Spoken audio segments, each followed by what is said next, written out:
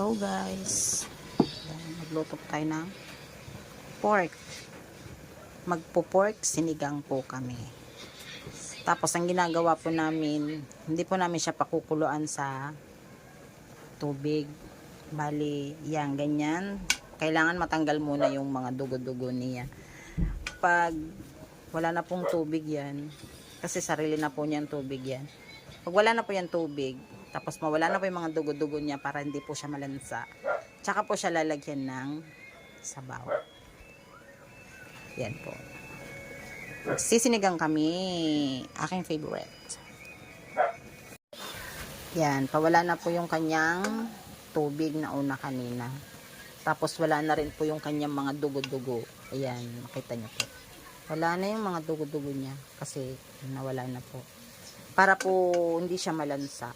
Ganyan po yung ginagawa namin. Tapos, ngayon, pwede na po siyang lagyan ng tubig. Pinakang sabaw niya. Tapos, after po niyan, pakulan po ng pakulan para lumambot po yung pork. Lagyan na. Ha? Yan. Kunti lang. Oops, tama na muna yan. Takpan. Yan, nilagay ko na po yung kamatis po at saka sibuyas. Kamatis at sibuyas lang po. Kasi nakalimot po ako ng sili. Yung siling green na nilalagay sa sinigang. Nakalimot po ako.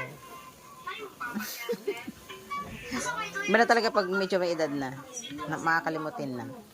Yan. Palambutin pa natin po ng konti kasi medyo matigas pa. Tapos, asin. Para timplado na maya-maya. Konti lang. Konti-konti lang muna. Mamaya na lang timplahan ulit. Yan.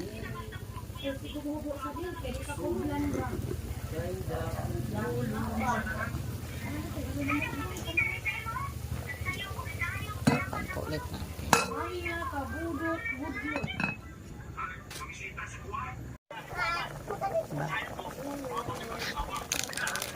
Yan. Sinigang.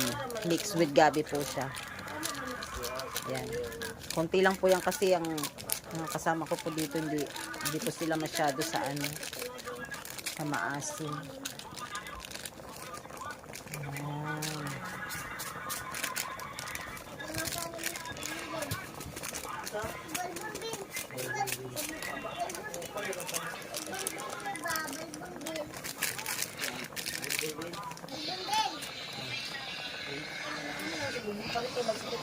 Mekos.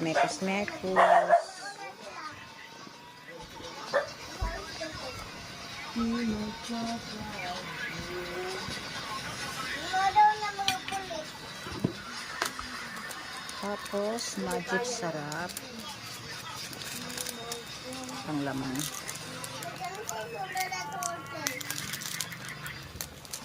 Magic sarap po.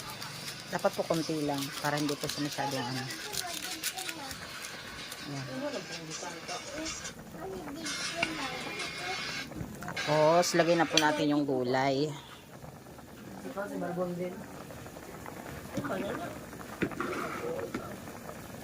Lagay pa natin ang gulay.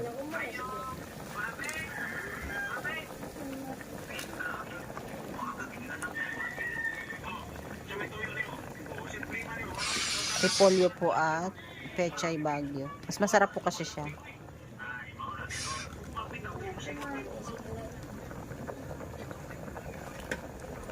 Yan. Pakuluan po lang natin konti para hindi po siya masyadong para hindi po siya masyadong maluto.